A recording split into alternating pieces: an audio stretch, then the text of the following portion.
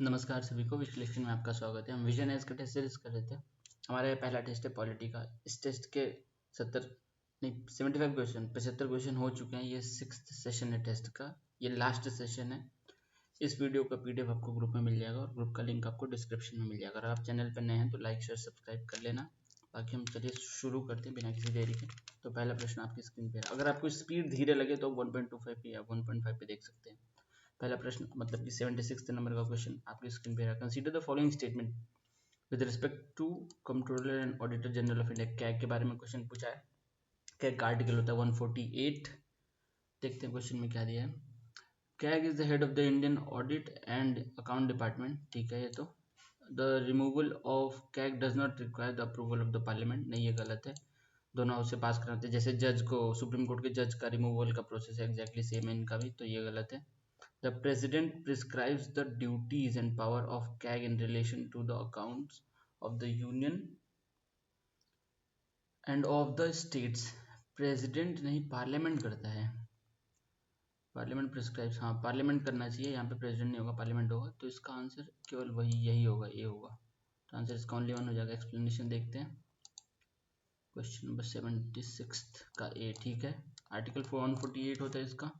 ये head of Indian audit and account department होते हैं। He is the guardian of public purse, मतलब जो जितने खर्च होंगे सबका ऑडिट ही करेगा, भारत सरकार का।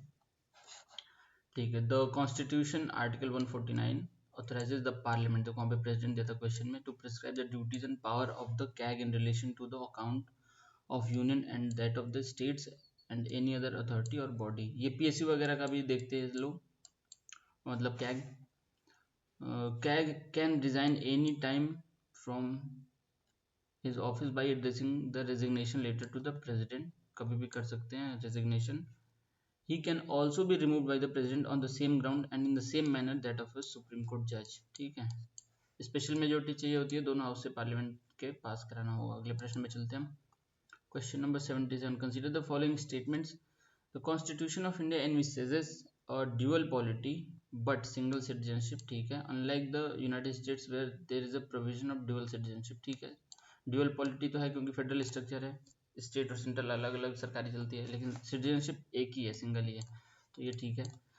While all the citizens of India, irrespective of the state in which they are born or reside, enjoy the same political and civil rights of citizenship, in the United States discrimination can be based on the state citizenship। ठीक है, क्योंकि यहाँ पे दो citizenship है ना हर राज्य का।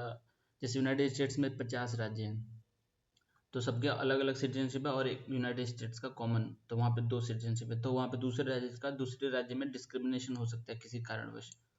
मतलब जो भी वहाँ की स्कीम्स होंगी उनको नहीं मिलेगा, जो वहाँ के रेजिडेंट होंगे उनको ही मिलेगा। भारत में ऐसा कुछ नहीं है, भारत में कहीं के भी हैं तो आपको मिलेगा, जो सिटीजनशिप बेस्ड स्कीम्स है वो। तो ये वाला तो ठीक है, ये भी ठीक है, तो इसका दोनों ही होना चाहिए। आंसर इसका सी होना चाहिए, बोथ 1 and 2। एक्सप्लेनेशन देखते हैं अब। 77 का सी है। ठीक है, अब ये वही कहानी लिखा है पूरा की पॉलिटी है, सेंट्रल स्टेट्स है और इसमें कुछ एक्स्ट्रा देता है, तो देख लेते हैं हम। जैसे यूनाइटेड स्टेट्स में है तो वहाँ पे दो सिटीजनशिप होती है, केवल सिटीजन नहीं होता है, राज्य का भी नागरिक होता है, वही लिखा है ये। ठीक है, आगे बढ़ते हैं। अगला प्रश्न आपकी स्क्रीन पे रहा। Consider the following statement regarding government of India act of 1919। देखो ये फिर से आया ना, ऊपर भी आया था दो क्वेश्चन, फिर से आया, ये बहुत इंपॉर्टेंट है। Council act, government of India act और रेगुलेटिंग एक्ट सब। तो देखते हैं अब इसमें क्या पूछा है। It introduced by cameralism at the central legislative council. ठीक है, बाई कैमरलिज्म आया था, कल भी हमने देखा था इसको किसी क्वेश्चन के ऊपर। It provided separate electorate for Anglo Indians and Europeans. हाँ, एंग्लो इंडियंस के लिए भी, क्रिश्चियंस के लिए भी, यूरोपियंस के लिए भी, मतलब जितने सब कैटेगराइजेशन ये कर सकते थे, इन्होंने जितना कर सका इन्होंने किया था इसमें, तो ठीक है ये भी। It created a new office of high commissioner for India in London. हाँ, ये भी ठीक है, हाई कमिश्नर ऑफ भारत के लिए हाई कमिश्नर का ऑफिस वहाँ पे लंदन में बनाया था। ठीक है, ये भी ऑल 3 हो जाएगा इसका। ये बहुत ही इंपॉर्टेंट है, ये मोंटेगू चेम्सफोर्ड रिफॉर्म है यही। इसके पहले वाला मॉडल था 1909 में आया था जो। एक्सप्लेनेशन देखते हैं। 78 का C, major features of government of India. देखो मोंटेगू चेम्सफोर्ड रिफॉर्म है ये। सेपरेट इलेक्टोरेट भी यहीं पे आया था और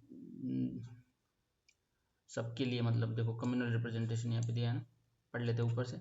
decentralisation and separation of power, relax central control over provinces, मतलब डिसेंट्रलाइज कर दिया स्टेट्स को कुछ पावर, प्रोविंसेस को कुछ पावर दे दी। और unitary structure remain but decentralisation introducing some autonomy for provinces, ठीक है। Directly at the provincial level, अब दो अलग अलग सब्जेक्ट कर दिए, जैसे कि ट्रांसपोर्ट रिजर्व सब्जेक्ट, कुछ सब्जेक्ट जैसा भी होता है ना concurrent state list central list, वैसा ही।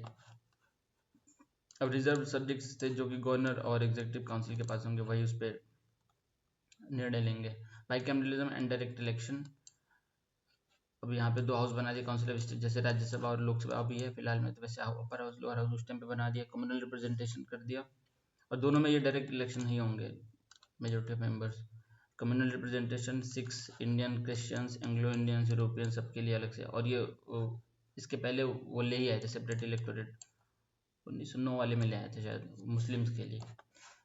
Other provisions, it created a new office of the high commissioner for India in London, ये तो ठीक है। और पब्लिक सर्विस कमीशन बनाया यहाँ पे, सेंट्रल पब्लिक सर्विस कमीशन 1926 में, 2 साल बाद इसका 100 साल यूपीएससी सेलिब्रेट भी करेगी। ये वही है जो अभी यूपीएससी की एज ए यूपीएससी काम करती है।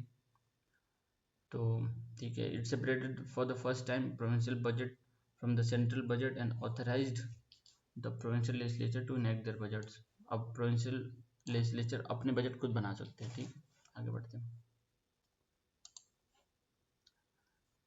इसका एक अलग से मैं वीडियो बनाऊंगा, ये वाले का, जितने council of India act, government of India act ने, एक पूरा बढ़िया से पीडीएफ में, तो उसको वहाँ पे सही से करेंगे हम। Which of the following statement best describe the totalisation agreement. Totalisation agreement ये होता है ना, जैसे जो सोशल सिक्योरिटी, जैसे मान लो किसी का जॉब यहाँ पे भारत में, उसका किसी कारण उस कंपनी उसको अमेरिका भेजती है, फिर वही जाता है, तो उसी कंपनी में है वो अगर, तो वहाँ पे भी वो टैक्स देगा, यहाँ पे भी देगा। तो इससे बचने के लिए ये टोटलाइजेशन एग्रीमेंट ले आते हैं कि सोशल सिक्योरिटी टैक्स आपको दोनों जगह ना देना पड़े। भारत का एग्रीमेंट अर्जेंटीना के साथ भी है, इस पर कुछ कुछ देशों के साथ है। अभी ये इस पे ये न्यूज़ में इसलिए था, यूनाइटेड स्टेट्स के साथ ये बात कर रहे थे इस पर, और शायद वो फाइनल हो भी गया है। तो इसका देखते हैं कौन सा आंसर है। It is an agreement through which two countries provide greater market access, नहीं ये तो एफटी वगैरह होता है, मार्केट एक्सेस इसको कोई लेना देना नहीं। It is an agreement between two countries that eliminates dual social security deduction between two countries, हाँ यही है सोशल सिक्योरिटी वाला ही। It is an agreement between two countries profit, ये भी नहीं है, तो ये एमएनसीज वगैरह के टाइम पे आता है ये वाला प्रॉफिट बेस्ड शिफ्टिंग वाला। It ensures elimination of non tariff barriers, ये भी नहीं है। Sanitary phyto sanitary phyto sanitary वो होता है जैसे किन्हीं कारण कुछ लगा देते हैं, जैसे कि भारत से मान लो कि आम का एक्सपोर्ट करना है यूके में, तो बोल देंगे आपके आम में ये कमी है वो कमी है, कोई कारण बता के मना कर देंगे कि नहीं हम नहीं लेंगे। एक बार हुआ, कई बार हो भी चुका है ऐसे, तो फिर भारत डब्ल्यूटीओ में चला जाता है, या फिर कोई देश जिसके खिलाफ ऐसा षड्यंत्र होता है, तो फिर अब जो भी आते हैं रिजल्ट आते हैं। लेकिन वो सैनिटरी फाइटो सैनिटरी वही होता है कि नहीं मेडिकल ग्राउंड से या किसी ऐसे कारण बस मना करना, तो ये नहीं है, यही होगा आंसर, इसका भी होगा। एक्सप्लेनेशन देखते हैं, अगर कुछ दिया नहीं होगा तो आगे बढ़ जाएंगे हम। तो 14वीं मिनिस्ट्रियल मीटिंग हुई थी इंडिया यूएस की दिल्ली में, ठीक है। इससे कितना $4 बिलियन बचाने की उम्मीद है आईसीटी सेक्टर में, इंटरनेट क्या इंफॉर्मेशन कम्युनिकेशन टेक्नोलॉजी सेक्टर में। और ये टोटलाइजेशन एग्रीमेंट फाइनल हुआ था भारत और यूएस के बीच में, ठीक है, ये तो मैंने बता ही दिया था। ये फाइटोसैनिटरी सब एक्सप्लेन नहीं किया, मैंने बता दिया। ये आप ध्यान रखना कि ये सोशल सिक्योरिटी मतलब दोनों देश का फायदा होता है इसमें, ज़्यादातर वहाँ पे जहाँ के लोग गए होते हैं बाहर वहाँ के। तो आगे देखते हैं हम अगला प्रश्न। Consider the following statement regarding the constitution, it determines the relationship among citizen and also between citizen and the government, ठीक है, कि मतलब सरकार के साथ नागरिकों का कैसा संबंध है, ठीक है। It specifies who has the power to make decisions in the society, मतलब संविधान में तो लिखा रहता है कि कौन किस पे निर्णय लेगा, राष्ट्रपति का काम क्या, प्रधानमंत्री का काम क्या, तो ठीक है ये भी दोनों ठीक है। इसका आंसर, इसको आंसर देखने की जरूरत नहीं है। कंसीडर द, केवल आंसर देख लेते हैं गलत ना हो जाए। 80th का सी, ठीक है, आगे बढ़ते हैं, एक्सप्लेनेशन देखने की जरूरत नहीं। Consider the following statement with respect to the advocate general of state, ठीक। Advocate general of state, advocate general must be a person who is qualified to be a person who is qualified to be appointed a judge of the high court, appointed, ठीक है। the remuneration and condition, advocate general का article होता है 165, ऊपर हमने उसका 163 देखा था ना, इसका 165 होता है। The remuneration and condition of the service are determined by the legislative assembly of the concerned state. Assembly ने डिटरमाइन करती है भाई, ये इसको गवर्नर करता है राज्य का, तो ये तो गलत हो गया।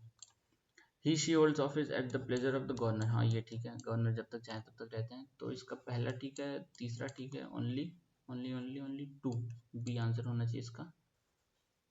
फर्स्ट 81 का आंसर बी होना चाहिए, 81 का बी ठीक है। Article 165 has provided for the office of the Advocate General for the states. He is the highest law officer in the state, जैसे कि केंद्र लेवल पे होता है attorney general. Advocate General is appointed by the governor. He must be a person who is qualified to be appointed as a judge of high court. ठीक है, या तो ये सारे कंडीशन वाइज जज वाले हैं, और कुछ एक्स्ट्रा है इसमें। प्लेजर ऑफ गवर्नर तब तक ही रहेंगे जॉब में, और इनके he receive such remuneration as the governor determines, governor होगा, लेजिस्लेटिव असेंबली नहीं होगा, मतलब विधानसभा नहीं करती है। अगले प्रश्न पे चलते हैं हम। अगला प्रश्न किधर, consider the following statement regarding the constituent assembly of India. ठीक है, the idea of the constituent assembly for India was put forward by the first time by M N Roy. M N Roy एक कम्युनिस्ट लीडर थे। ये बिल्कुल लक्ष्मीकांत के पहले chapter के पहले चैप्टर के पहले ग्राफ में दिया है, पहले पैराग्राफ में, बिल्कुल ही पहले चैप्टर में दिया है, मतलब वो वाला हटाने के बाद जो जिसमें कॉन्स्टिट्यूशनल डेवलपमेंट होता है, जहाँ से कॉन्स्टिट्यूशन बनना शुरू होता है, वो पहले चैप्टर में दिया है ये। तो एम एन रॉय थे, इन्होंने फिर मैक्सिको में जाके भी एक पार्टी बनाई थी, इनकी पार्टी मैक्सिको में भी थी, कम्युनिस्ट पार्टी, और मैक्सिको फिर भारत में भी आए थे। तो हाँ ये सही है। It was formed under the scheme formulated by the Wavell plan in 1945। 1946 में बना था कॉन्स्टिट्यूशन, वो जिसके वेबल प्लान के बाद जो आया था, क्या नाम था उसका, कैबिनेट मिशन प्लान, उस वाले में बना था 46 में। तो ये आपका गलत हो गया। Its members were elected indirectly by the central legislative council. Central legislative council राज्यों वाले जो प्रोविंशियल काउंसिल बने थे ना उसके बाद, उसमें से चुन के आए थे लोग, तो सेंट्रल वाला नहीं थे। इसका 1 हो जाएगा आंसर, इसका ओनली 1 होगा, पहला ही सही है बस। 82 का ए ठीक है। आइडिया ऑफ कॉन्स्टिट्यूएंट असेंबली 1934 में दिया था एम एन रॉय ने, जो कि कम्युनिस्ट लीडर थे। दिया है कि नहीं इसमें कहीं, कम्युनिस्ट मूवमेंट को इन्होंने बहुत बढ़ाया था। इसमें मैक्सिको वाला कहानी नहीं दिया, मैक्सिको में गए थे ये, वहाँ पे भी इनकी पार्टी थी। In 1935, Indian National Congress for the first time officially demanded a Constituent Assembly for the Constitution of India to frame the Constitution of India. In 1938, President Jawaharlal Nehru on behalf of INC declared that the Constitution of India must be framed without outside interference, मतलब हम खुद अपना बनाएंगे। और ये assembly बनी थी 1946 में, और ये असेंबली बाद में बनने के बाद और इलेक्शन होने तक भी मिनी पार्लियामेंट के रूप में भी काम किया था इन्होंने। तो ठीक है, इसमें क्या दिया, एक्स्ट्रा कुछ है। प्रोविंशियल लेजिस्लेटिव काउंसिल से लोग चुन के आए थे, जो मैंने बताया था, जो सेंट्रल नहीं था, प्रोविंशियल राज्यों से चुन के आए थे इसके मेंबर्स। शुरू में तो 300 समथिंग थे, फिर वो मुस्लिम लीग पार्टीशन, मतलब उन्होंने पार्टीशन मांग लिया तो वो अलग हो गए, तो उसमें से कुछ 82 शायद कुछ कम लोग हो गए थे लोग, फिर फाइनल बच गए थे 200 कुछ लोग। अगले प्रश्न पे चलते हैं। विच of the following is an essential feature of democracy. ठीक है, रिटन कॉन्स्टिट्यूशन ये एसेंशियल फीचर नहीं है, ये तो एक फीचर है, जैसे ब्रिटेन का रिटन कॉन्स्टिट्यूशन नहीं है, तो ये कोई एसेंशियल फीचर नहीं है। फ्री एंड फेयर इलेक्शन, हाँ ये जरूरी बात है, इलेक्शन चुनाव होना चाहिए तभी होता है, feature of democracy. Parliamentary system of government कोई ज़रूरी नहीं है, जैसे प्रेसिडेंशियल है अमेरिका, तो क्या वो डेमोक्रेसी तो है ना, भले ही फ्लॉड है लेकिन डेमोक्रेसी तो है।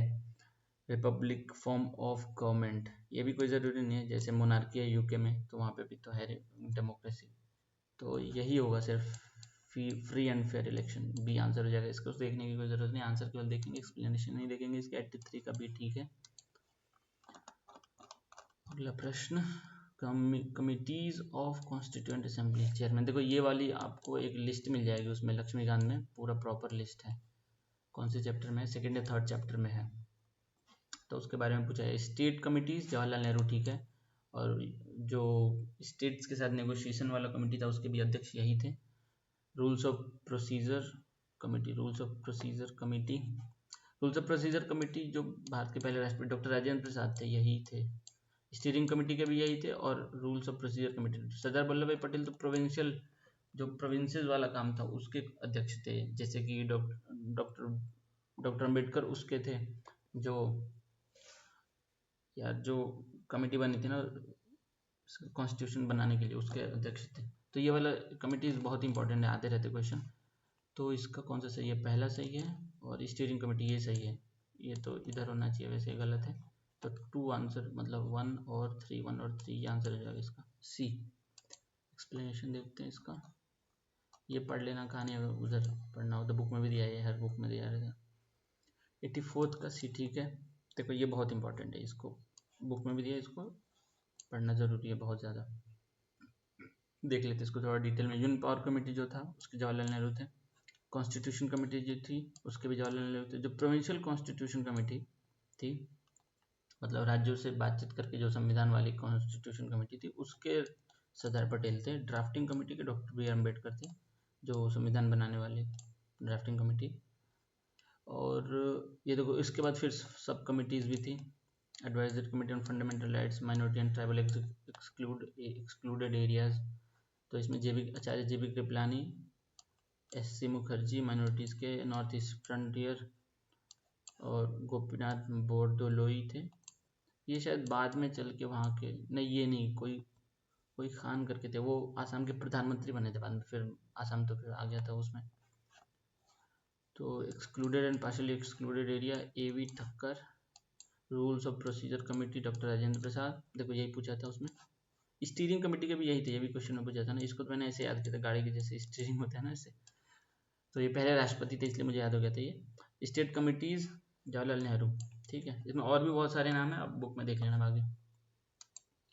अगले प्रश्न में हम चलते हैं। Consider the following, question number 85, consider the following statement. Statement 1, India can acquire a foreign territory और it can cede a part of its territory in favour of foreign state. हाँ ठीक है, ऐसा हुआ भी है। अभी 100th अमेंडमेंट एक्ट से हुआ था ना बांग्लादेश के साथ, जो कुछ इनक्लेव उनको ट्रांसफ़र किया था, कुछ उनके लिए थे। मतलब इसमें नुकसान ही हुआ था, लेकिन बॉर्डर सिक्योरिटी के लिए ज़रूरी था, जो कि अभी फिर से दिक्कत हो गई शेख हसीना के बाद जाने के बाद। लेकिन काफ़ी हद तक बॉर्डर सेटल हो गया इधर, तो ये कर सकता है भारत, ट्रांसफ़र कर सकता है। Statement second, sovereign is the in the preamble to the Indian Constitution mean there is no authority above India and is free to conduct its affairs। यहाँ ये ठीक है, भी ठीक है, दोनों ठीक है। तो इसका आंसर क्या होना चाहिए? Both statement are correct and second is explanation of first. हाँ ठीक है, यही होगा इसका आंसर। क्वेश्चन नंबर 86, 85, 85 का ए, ठीक है, यही लगाया हमने। तो सोवरेन मतलब ये होता है कि आपके ऊपर कोई नहीं, आप अपना निर्णय लेने के लिए स्वतंत्र हैं, और सोवरेन स्टेट भारत दे सकता है, सिर्फ टेरिटरी ले भी सकते हैं। हम अगले प्रश्न में चलते हैं। Consider the following federal public service, dyarchy at the centre, establishment of Reserve Bank of India, all India federation. पूछा क्या है? How many of the above were provided in the government of India. अच्छा 1930। देखो फिर से आने ये question बहुत ही ज़्यादा इंपॉर्टेंट है ये। तो फेडरल पब्लिक सर्विस, हाँ ये तो ठीक है, फेडरल पब्लिक सर्विस आता है। तो कुछ 26 में आया था, जो यूपीएससी लेवल का, जो स्टेट वाला होता है ना, एसपी, जब ये हम स्टेट पब्लिक सर्विस कहते हैं, तो वो जैसे कि अभी कहीं कहीं आप आपने सुना होगा कि 2 राज्यों का एक पब्लिक सर्विस भी हो सकता है, तो वो भी उस टाइम पे फीचर आया था, फेडरल और स्टेट वाला भी, तो ये ठीक है। डायरेक्ट एट द सेंटर, ये भी ठीक है। Establishment of Reserve Bank of India, हाँ ये ठीक है। इसका तो अभी 90 साल पूरा हो गया, 20 साल reserve Bank of India 98th year अपना मना भी रहा है। प्रधानमंत्री भी 1 महीने पहले गए भी थे उनके उद्घाटन उस समारोह में, 90th ईयर वाले में, तो ये सही है बिल्कुल। ऑल इंडिया फेडरेशन, ये भी ठीक है, मतलब सभी प्रोविंसेस और प्रिंसली स्टेट्स को मिला के ऑल इंडिया फेडरेशन बनाया था 1935 में। तो ये चारों ही होंगे, इसका आंसर डी हो जाएगा। एक्सप्लेनेशन में एक्स्ट्रा होगा तभी पढ़ेंगे, वरना नहीं पढ़ेंगे। ऑल इंडिया फेडरेशन मैंने बताया ही, सबको मिला के बना दिया था। प्रोविंशियल ऑटोनॉमी, सबको राज्यों को मतलब ऑटोनॉमी दे दी थी, जो रिप्लेस विद प्रोविंशियल ऑटोनॉमी, जो डायरकी थी पहले उसको। और क्या था? Dyarchy at the centre, centre में डायरकी ले आइए, अलग अलग सब्जेक्ट, फेडरल सब्जेक्ट और रिजर्व सब्जेक्ट, जो कि अभी है। रिजर्व बैंक ऑफ इंडिया, इसको 1935 में ही बनाया गया था, आज भी है ये, और इसका 90 साल अभी चल रहा है, ये इंपॉर्टेंट है ये बात। पब्लिक सर्विस कमीशन, जो भी मैंने बताया कि 2 राज्यों का या फिर अलग हो सकता है, जॉइंट पब्लिक सर्विस कमीशन कहते हैं इसको। फेडरल कोर्ट सेटअप इन 1937, ठीक है। और जो पहला सुप्रीम कोर्ट बना था वो तो 1793 वाले में ही बन गया था, बिल्कुल जो पहला आया था, उसके बाद वाले में बन गया था, बहुत काफ़ी पहले बन गया था। दिल्ली वाला सुप्रीम कोर्ट नहीं, उस टाइम कोलकाता में था। How many of the following are not fundamental duties under 4th A of the part 4A of the constitution, Indian constitution, to safeguard public property. Public property as direct मतलब ऐसा word public property तो उसमें use नहीं किया है कहीं पे DPSP में या फंडामेंटल राइट में। तो फंडामेंटल राइट में जो है वो उसको लिखा है protecting cultural and heritage of India, तो वो पब्लिक प्रॉपर्टी तो है लेकिन पब्लिक प्रॉपर्टी वर्ड का यूज़ नहीं हुआ है, क्योंकि पब्लिक प्रॉपर्टी तो रोड रोड भी आ जाएगा, रेलवे स्टेशन भी आ जाएगा, तो वो सब नहीं है उसमें। हेरिटेज एंड रिसोर्स वो है, कल्चर है, तो ये गलत हो जाएगा। Not to renounce practices derogatory to the dignity of the women, ये बात तो ठीक है लेकिन ये उसमें दिया नहीं है फंडामेंटल ड्यूटीज में, तो ये भी गलत है। To create opportunities for healthy and development, for healthy development of children, हाँ ये ठीक है। साइंटिफिक टेम्पर वगैरह भी है। तो promotion of international peace and security, हाँ ये भी ठीक है। क्या पता इसी को फंडामेंटल ड्यूटी को फॉलो करके प्रधानमंत्री जी गए थे Ukraine. International piece article 51A है जो हमारा डीपीएसपी उसमें दिया है। ये जो 10 डीपीएसपी थे पहले, अब अभी तो 11 हो गए हैं 86 अमेंडमेंट के बाद। तो इसका आंसर क्या होगा? Only two, only two, only two नहीं थी, अच्छा ये है, देखो यहाँ पे चेंज कर दिया, ओनली वन होता है ना नॉर्मली, ओनली टू, तो यहाँ पे 1 2 3 नहीं है, 2 3 4 है, तो ठीक है, इसका आंसर हो जाएगा ए।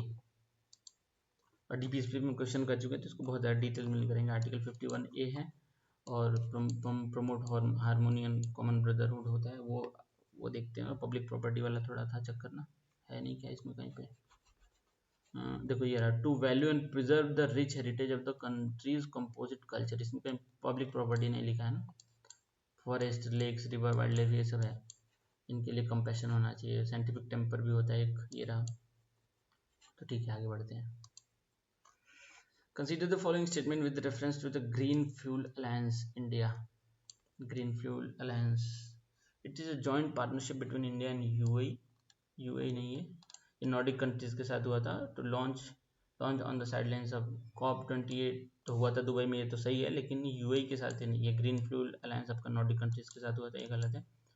one of its primary objective is reducing India's dependence on imported crude oil from Western Asian nations। तो ग्रीन फ्यूल अलायंस का तो हाँ ये तो होना चाहिए, तो इसका ओनली 2 होना चाहिए जहाँ तक मुझे लगता है, क्योंकि ग्रीन फ्यूल अलायंस कर रहे हैं तो देखो उनका एक्सपर्टीज़ है, जो नॉर्डिक कंट्रीज है ना, डेनमार्क, स्वीडन, नॉर्वे, फिनलैंड, ये सब का इसमें ग्रीन फ्यूल में, तो 100% श्योर तो नहीं मुझे, लेकिन ये शायद होना चाहिए, और पहला तो नहीं है, पक्का है, तो या तो बी होगा इसका या तो डी होगा, अगर दोनों नहीं होगा तो। ठीक है, आंसर देखते हैं इसका हम। 88 का डी होगा, मतलब कि दोनों गलत है, ये भी गलत है, ये भी गलत। क्या पूछा है? One of its primary objective is reducing India's dependence on imported crude from West Asian nation countries. देखते हैं क्या दिया एक्सप्लेनेशन में, गलत है वैसे, इसका प्राइमरी ऑब्जेक्टिव नहीं होगा, लेकिन ये तो सभी चाहते हैं ना कि तेल पे निर्भरता कम हो, लेकिन इस वाले जो अलायंस है इसका प्राइमरी ऑब्जेक्टिव नहीं होगा ये, ठीक है। एक्सप्लेनेशन देखते हैं। अच्छा, डेनमार्क, केवल डेनमार्क के साथ हुआ है, सभी नॉर्डिक देशों के साथ नहीं हुआ है। प्रधानमंत्री जी पिछले साल गए थे वहाँ पे, नॉर्डिक समिट हुआ था। देखो जो नॉर्डिक कंट्रीज है वो सबके साथ बायलैटरल नहीं करती है एज ए ग्रुप, केवल यूएस के साथ करते हैं और शायद चाइना के साथ करते हैं, उसके बाद भारत के साथ भी करते हैं। तो उसके बाद ही इनकी प्रधानमंत्री यहाँ पे आई, जो लेडी क्या मैटे फ्रेडरिक्सन नाम है शायद उनका, वो भारत आई भी थी, तो मुझे लगता है तभी हुआ होगा ये। Green fuel alliance initiative to boost collaborative effort between two countries is in the sustainable energy solution sector. ये ग्रीन एनर्जी स्ट्रेटेजिक पार्टनरशिप 2020 में साइन हुआ है। अच्छा, काफ़ी पुराना है ये, लेकिन उसी के बेसिस पे ये वाला साइन हुआ है, ग्रीन फ्यूल अलायंस, ठीक है। Its main objective is to promote sustainable energy growth in India by encouraging collaboration among businesses, government entities and research institutions. और ये इंडिया डेनमार्क एनर्जी फ्रेंडशिप के बाद and joint R&D efforts on green fuels, इसका joint R&D effort है green fuels पे, dependence कम करना नहीं है, लेकिन लास्ट जो आउटकम होगा तो वो तो वही होगा ना। ठीक है, विच of the following statement is not कर, ये वाला हमारा गलत होगा, इसको मार्क करते हैं गलत, किधर गया, ये गलत हुआ हमारा question. Which of the following statement is not correct regarding the Indian independence act of 1947, कौन सा गलत? देखो ये तो बहुत ही बड़ा कॉन्स्पिरेसी। देखो ये पाकिस्तान वाले क्या कहते हैं कि हम 14 अगस्त को आज़ाद हुए इसलिए वो हम एक दिन पहले आज़ाद हुए, ऐसा बहुत सारा आर्गूमेंट सुना होगा आपने, बिल्कुल गलत है ये। पाकिस्तान भारत दोनों उसी दिन, पाकिस्तान नया बना था, भारत का विभाजन हुआ था तो इंडियन इंडिपेंडेंस एक्ट 15 अगस्त को ही पास हुआ था। आज ब्रिटिश पार्लियामेंट की वेबसाइट पे भी जाके देख सकते हैं, 15 अगस्त 1947 लिखा है। पाकिस्तान खुद भी 2-3 साल तक 15 अगस्त को ही अपना इंडिपेंडेंस डे मनाता था। बाद में पता नहीं, उन्होंने तो बाकायदे प्रेस रिलीज वगैरह भी है, डॉन का एक न्यूज़ आर्टिकल भी है। बाद में उनको पता नहीं क्या सूझा, फिर वो चेंज कर लिया 14 अगस्त में। ठीक है, वो बात अलग है। देखते हैं क्वेश्चन हम। It abolished the office of Secretary of State of India and transferred its function to the Governor General of India। नहीं, गवर्नर जनरल ऑफ इंडिया को नहीं ट्रांसफर किया था, ये उनकी एक मिनिस्ट्री है जो कि आज भी चलती है, मिनिस्ट्री ऑफ कॉमनवेल्थ अफेयर जो मिनिस्ट्री होती है, उसको ट्रांसफर कर दिया था ताकि ट्रांसफर ऑफ पावर में ईज हो, मतलब नॉर्मली ट्रांसफर ऑफ पावर हो जाए। तो जो उनका मंत्रालय है कॉमनवेल्थ अफेयर का, उसको ट्रांसफर किया था, तो ये गलत है। और पूछा क्या है, it empowered the constituent assembly to do ordinary legislations till new constitution was drafted and enforced. हाँ, ये ठीक है। और जो पहला भारत का गवर्नर जनरल था वो माउंट बेटन ही थे, वो पहले last viceroy, first governor general हो गए थे इंडिपेंडेंट इंडिया के। और पाकिस्तान में गवर्नर जनरल बन गए थे मोहम्मद अली जिन्ना, वहाँ पे वो नहीं कंटिन्यू किया गया। It has abolished the office of viceroy and provided a governor general who was to be appointed by the British king. ये भी ठीक है, लॉर्ड माउंटबेटन को ब्रिटिश किंग ने अपॉइंट किया था। It granted freedom to the Indian princely states either to join the dominion of India और dominion of Pakistan और टू रिमेन इंडिपेंडेंट। इसी पे तो सारा बवाल मचा था जूनागढ़, हैदराबाद और जम्मू कश्मीर में। तो ये भी ठीक है। तो क्या पूछा, क्या नॉट करेक्ट पूछा ना, तो पहला नॉट करेक्ट है आपका, क्योंकि ये कॉमनवेल्थ अफेयर को दे दिया था। एक्सप्लेनेशन में देखते क्या दिया है। 89 का ये ठीक है। Main feature of Indian independence act पूरा कहानी दे रखा है, हम इतना नहीं पढ़ेंगे, केवल अपने काम की चीज़ ढूंढ लेंगे हम फटाफट। Abolish the office of viceroy, establish governor general for each dominion. देखो, establish governor general for each dominion, लेकिन भारत में माउंटबेटन और वहाँ पे पाकिस्तान में मोहम्मद अली जिन्ना बने थे। और granted temporary legislative power to constituent assembly, ठीक है, ये भी ठीक है। अबॉलिश ऑफिस ऑफ सेक्रेटरी, ये बहुत इंपॉर्टेंट है। Abolish office of secretary of state and transfer functions to the commonwealth affairs, ठीक है, ये उनका मंत्रालय है। उसके पहले मिनिस्ट्री, भारत के लिए अलग मंत्री होता था, मिनिस्ट्री ऑफ इंडियन अफेयर्स जो भी होगा, मतलब भारत के लिए अलग मंत्री होता था, इससे बहुत पहले ब्रिटिश पार्लियामेंट में। फिर यहाँ जो कंपनी थी या जो भी यहाँ पे रहते थे उसके लिए जवाबदेह होते थे, वो होता था ब्रिटिश पार्लियामेंट में जवाबदेह, जैसे अभी हमारे काउंसिल मिनिस्टर होते हैं वैसे। लैब्स ऑफ ब्रिटिश पैरामाउंटेंसी, ठीक है, ये सब। तो अगले प्रश्न में चलते हैं। The government of India with approval of the President of India has constituted the 16th Finance Commission recently। दिसंबर में हुआ था ये, दिसंबर जनवरी के आसपास। It was setup under the, अच्छा, इसमें जनवरी के आसपास का ही करंट अफेयर अगर हम ध्यान दें तो, वो जो ऊपर पूछा था ना ग्लोबल फ्यूल अलायंस वाला, वो भी शायद जनवरी का ही था। और जो वो कौन सा था एग्रीमेंट जिसमें वो सोशल सिक्योरिटी वाला था, वो वाला भी जनवरी का ही करंट अफेयर है। It was set up under the which of the following articles of the Constitution? Finance commission 280 में आता है, 280, तो इजी क्वेश्चन है सीधे सीधे। डॉक्टर अरविंद पानगड़िया बने थे इसके चेयरमैन, जो कि पहले वाइस चेयरपर्सन भी थे नीति आयोग के। तो ठीक है, इसमें और क्या ही है, आगे बढ़ते हैं। आर्टिकल पूछा है सीधे सीधे, आर्टिकल 280 होता है। 370 तो सबको पता है, और 110 बजट वाला है। 150 स्टेट से संबंधित कोई होगा, लेकिन ये 110 बजट वाला है। Consider the following statement. Statement 1, the Election Commission of India is responsible for holding elections to the panchayat and municipalities। बिल्कुल गलत, इसके लिए स्टेट इलेक्शन कमीशन होता है। Statement 2, Article 324 of the Constitution of India provides that the power of superintendence of elections to the Election Commission of India। हाँ, ये ठीक है, आर्टिकल 324 यही कहता है। तो बोथ स्टेटमेंट, तो ये तो गलत हो गया, इज नॉट करेक्ट, ये भी नहीं होगा। पहला वाला गलत है, दूसरा सही है। Statement 1 is correct and statement 2 is correct, नहीं, statement 1 is incorrect and 2 is correct, ये ठीक है। इसका आंसर होगा डी, 91 का डी। अच्छा, ये 90 का सी था ना, ये जो 280 मैंने बताया था। कुछ और इम्पोर्टेंट है क्या इसमें? और तो कुछ दिख नहीं रहा है ऐसा जो बताने लायक को। देखो यहाँ डॉक्टर अरविंद पानगड़िया दिया, इस पर वीडियो बनाया था मैंने, कल भी रिकमेंड किया था, देख लेना, चैनल पर पढ़ा है। 91 का डी, 91 का डी लगाया ना हमने, 91 का, हाँ डी लगाया, ठीक है। The election commission is permanent independent body, article 324 होता है। Direction, superintendence, control of election commission of election of parliament, state legislature and the president of India and the vice president of India. ये सब चुनाव ये देखते हैं। और panchayat municipality के चुनाव के लिए स्टेट इलेक्शन कमीशन से देखो इधर दे रखे हैं, ठीक है। अगले प्रश्न पे चलते हैं। Consider the following benefits: more accountable form of government, improved quality of decision making, resolve conflict in better way than others। Question क्या है? How many of the above can be considered as benefit of democracy. Benefit of democracy क्या क्या? More accountable form of government, ठीक है, ये बात इनको ऊपर लिखनी चाहिए, दोबारा पढ़ना पड़ता है हर क्वेश्चन में। अब ऐसे लिख दिया, फिर नीचे आके फिर ऊपर जाओ।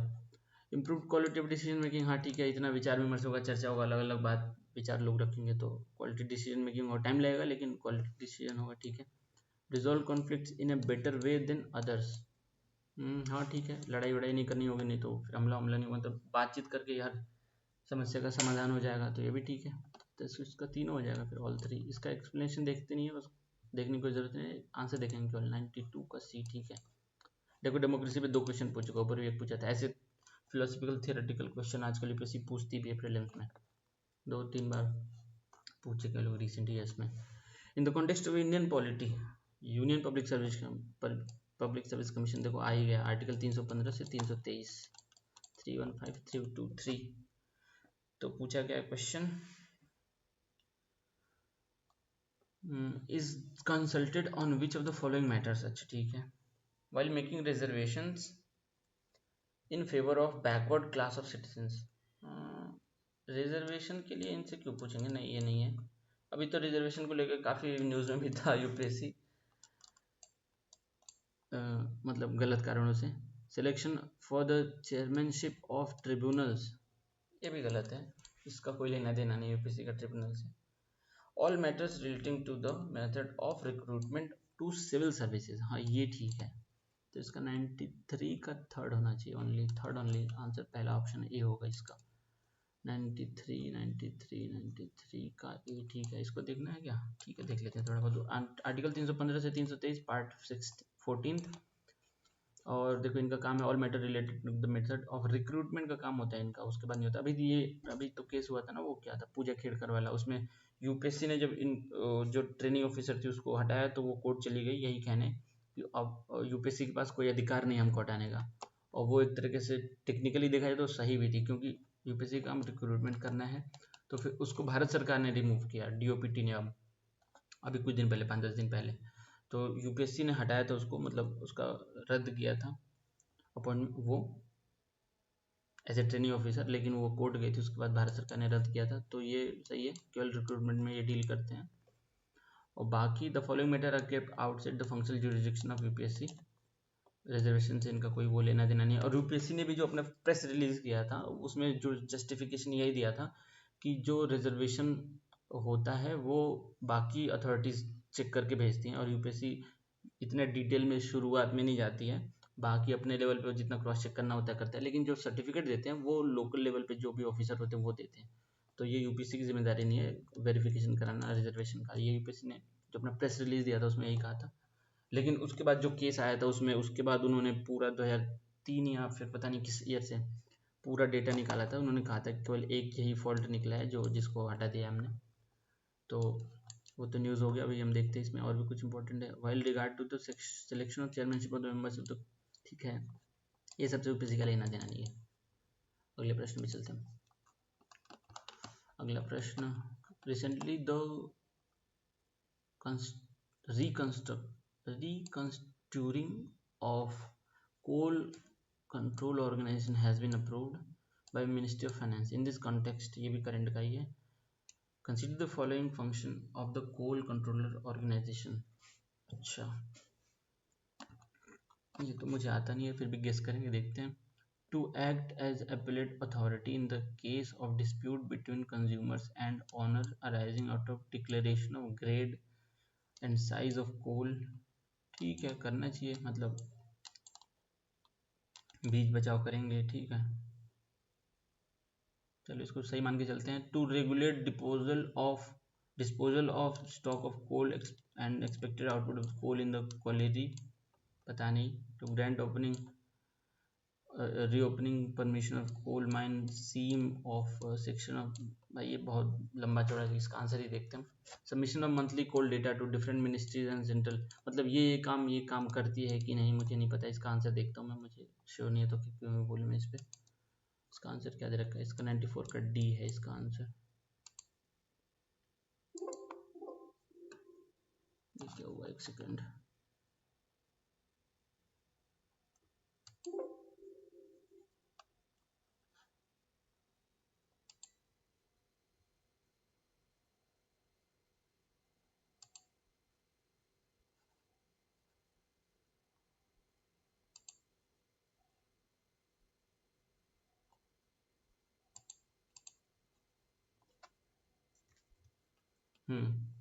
तो इसका आंसर है डी, और हम देखते हैं क्यों है डी।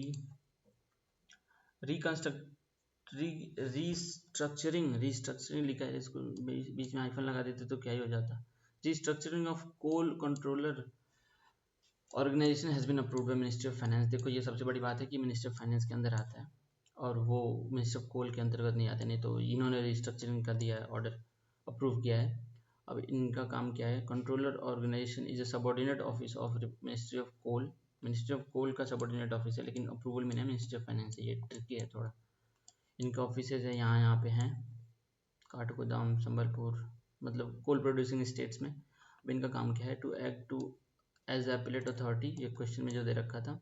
अगर डिस्प्यूट होता है कंज्यूमर और जो ऑनर होते हैं, grade and size of coal, regular disposal of stock of coal, to grant opening and reopening of permission of coal mines, submission of monthly coal data to different ministries of central and state government. ठीक है, आगे चलते हैं। अब इतना specific पूछा है तो ज़रूरी नहीं कि मैं आई इसको स्किप ही कर देता, मैं वैसे सॉल्व करता। तो consider the following children of foreign diplomats posted in India, enemy aliens, a child of illegal migrant. Question क्या पूछा, देखो यही बात अगर यहाँ पे लिखते, अगर इनको फीडबैक में बोलेंगे तो फ्री टेस्ट सीरीज भी सॉल्व करो, ऊपर से फीडबैक भी दे रहे हो तो ठीक है। How many of the above mention persons would get citizenship by birth in India. Bharat में जन्म लेने के लिए, मतलब जन्म होते किसको सिटीजनशिप मिल जाएगी।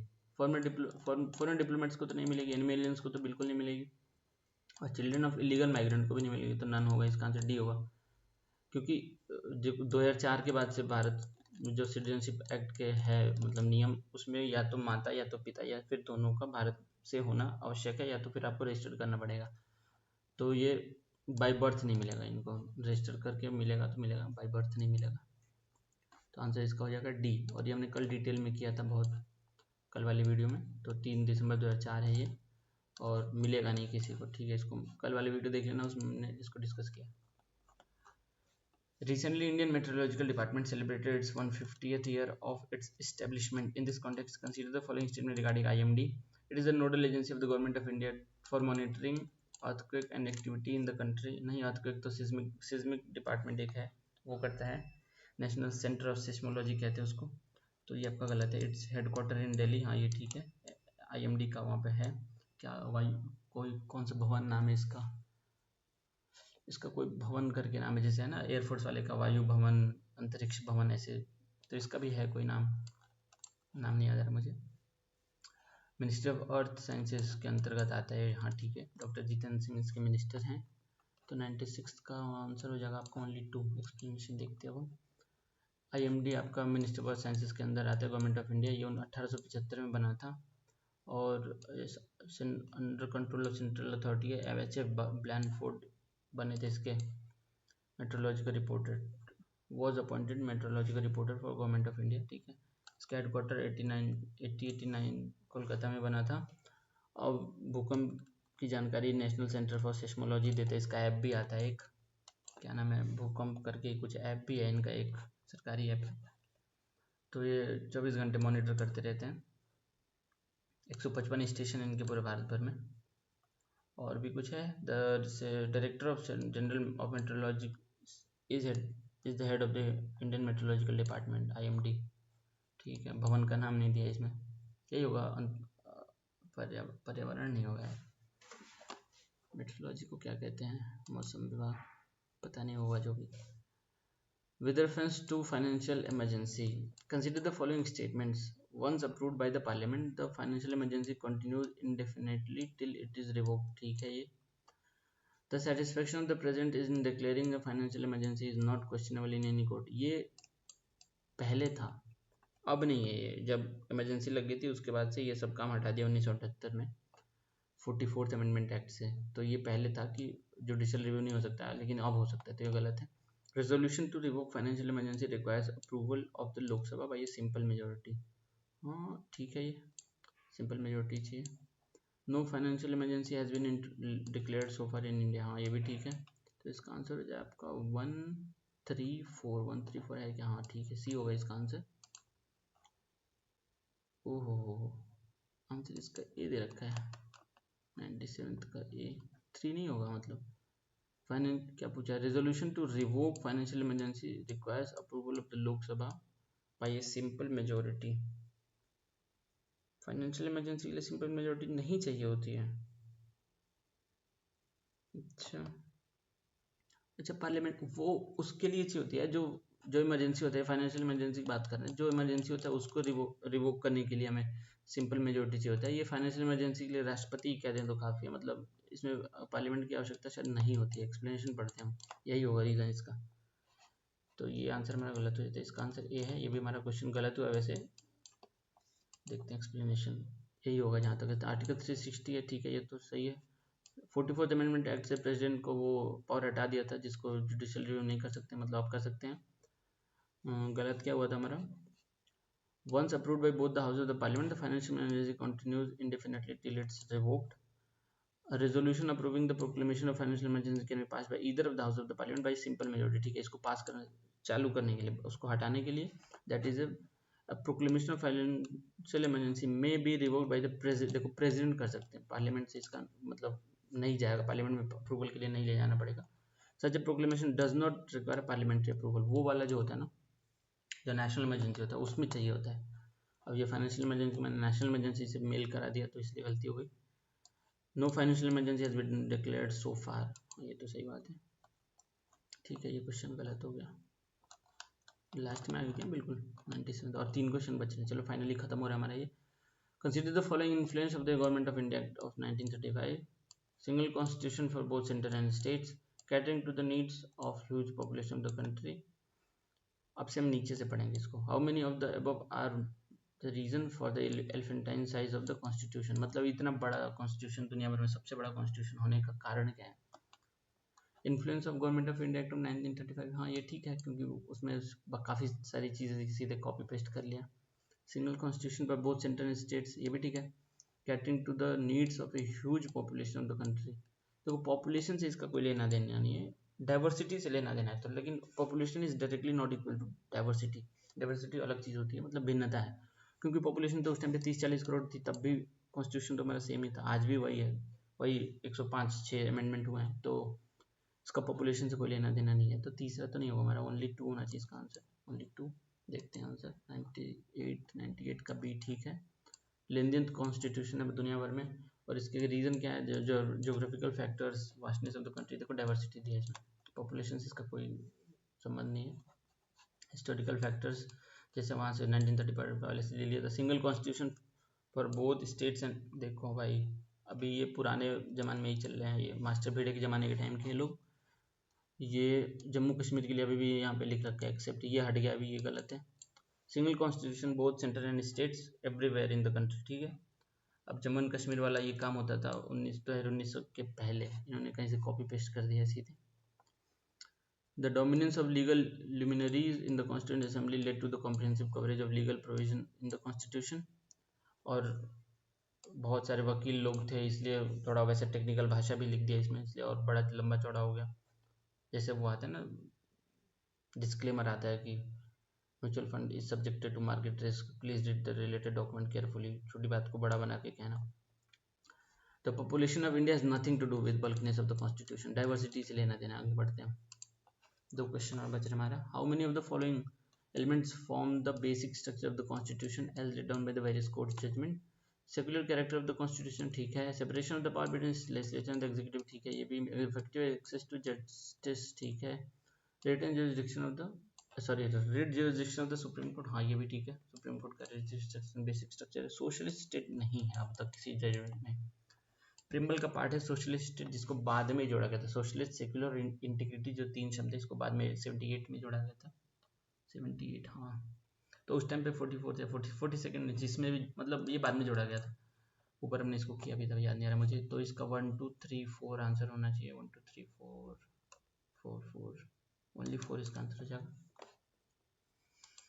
बेसिक स्ट्रक्चर, ये देखो इतना लंबा चौड़ा लिस्ट है। बेसिक स्ट्रक्चर लक्ष्मीकांत में भी दिया हुआ है। और ये मतलब केवल इतना ही नहीं है, ये बढ़ता रहता है, काफ़ी डायनेमिक है, ऑर्गेनिक है, बढ़ता ही रहेगा ये हमेशा। तो ये लिमिटेड नहीं है। और ये रहा आपका सोशलिस्ट स्टेट नहीं है, मतलब ये बेसिक स्ट्रक्चर का पार्ट नहीं है। सो अभी तक फिलहाल किसी जजमेंट में सुप्रीम कोर्ट ने बोल दिया कि सोशलिस्ट भी भारत के बेसिक स्ट्रक्चर का पार्ट है तो हो जाएगा। अब आ चुके हैं बिल्कुल इतिश्री करने पे। लास्ट प्रश्न है हमारा ये, question number 100 with reference to the article 12। इसको हमने ऊपर डिस्कस भी कर चुके हैं। Of the constitution the term state include how many of the following? Parliament and legislature of the states, हाँ ठीक है। Union executive and executive of the state governments, ठीक। म्यूनसिपैलिटीज एंड पंचायत, बिल्कुल सही। Authorities like LIC, ONGC, GAIL, भेल, PSU, जितने सारे सब आते हैं। तो स्टेट का डेफिनेशन होता है आर्टिकल 12 है, और एक आर्टिकल 12 है, और शायद 33 31 40 के बीच में भी एक आर्टिकल आता है, वहाँ पे भी आर्टिकल स्टेट का डेफिनेशन है, जो सुप्रीम कोर्ट के एकदम अगला है 36 या 37, मतलब वहाँ पे भी एक है, देख लेना। तो आर्टिकल 4 हो जाएगा इसका, और सॉरी ऑल 4 हो जाएगा। तो इसका आंसर होगा डी। आंसर इसका डी है, ठीक है। स्टेट का डेफिनेशन लोकल लेजिस्लेचर, मंत्री महोदय सब लोग आते हैं। Municipality, panchayat, district board, improvement trust, LIC, ONGC, SAIL, GAIL, भेल, तो मतलब इसमें सब आता है। The state has been defined in wider sense so as to include its agencies in the action of these agencies can be challenged in the court as the violation of fundamental rights। जो fundamental rights जो writ issue करती है courts, तो वो state के खिलाफ कर सकती है, तो इनके खिलाफ भी कर सकती है ना, क्योंकि ये तो स्टेट ही है। जो पब्लिक एंड प्राइवेट आता है ना उधर, मैंडेमस, सर्टेरिटी, हेबियस कॉर्पस, ये सब 5। तो यहाँ पे हमारा ये ख़त्म होता है, ठीक है। प्राइवेट एजेंसी भी अगर सरकार के लिए काम करती है तो स्टेट माना जाएगा उसको।